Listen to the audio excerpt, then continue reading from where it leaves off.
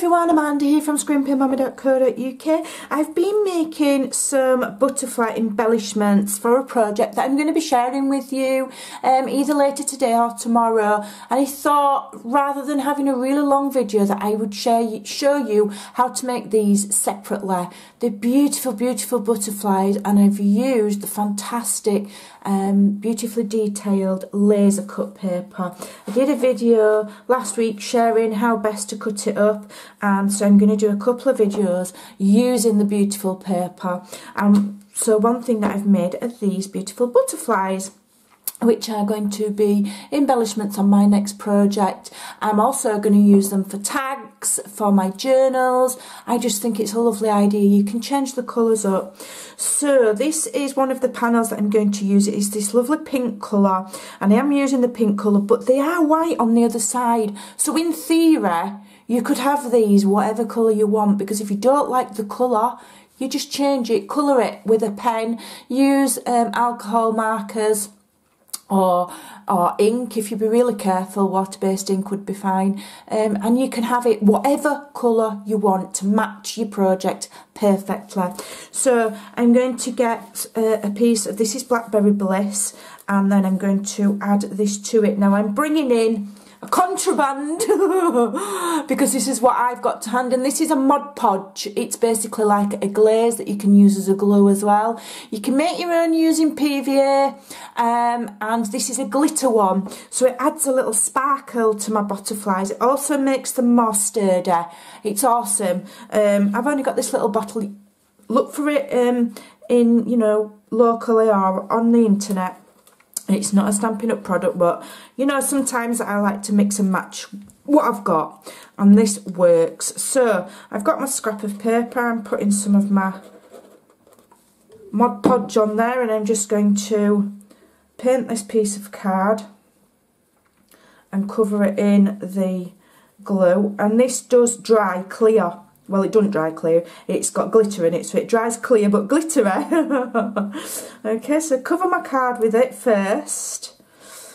If you're a crafter like me, you'll have something similar. Just use what you've got in your stash.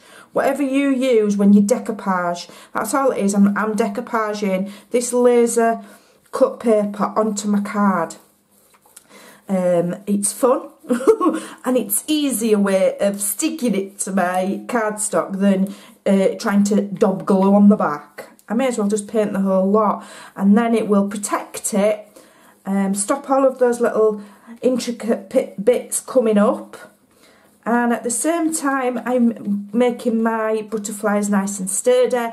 I'm adding glitter to them as well, and you know, that's going to be nice and substantial. As I say, you can have any colour. Now what I'm going to do, I would normally leave that to air dry, but I'm going to use my heat tool, so bear with me 1 minute while I just dry this off.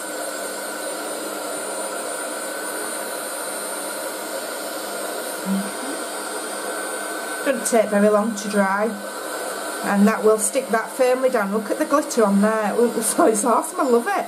Sometimes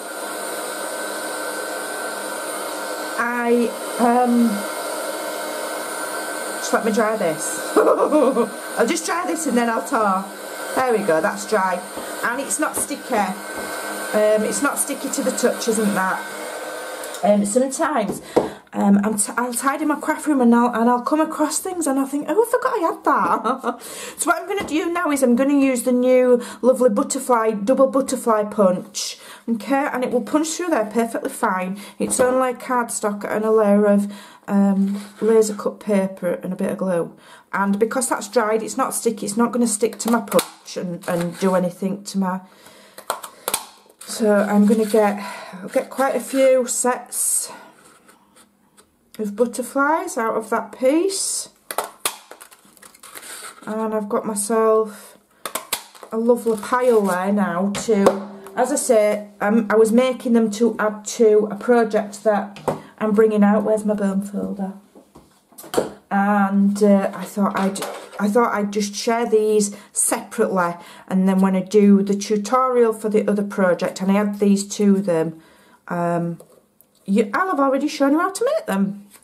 So then I'll just fold them there, and I can curve those wings with my bone folder, and they're nice and sturdy. That paper is stuck down there, nice and firm, and I've got, because I've used that particular one, it's glittery, you can use any.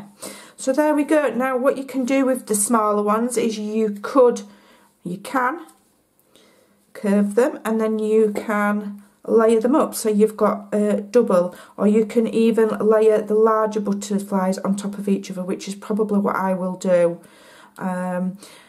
Layer them like that. Maybe even put a layer of vellum in between as well, or tissue paper, or there's the you know, the sky's the limit with these butterflies. And I have shown before how I use stamen, flower making stamen, as the antennae for the butterflies and that kind of thing. So that's the bare basics of how I've made them. We'll see how they develop on my next video, on the project that I've made them for. So there you go and have some fun, and I'll see you again soon.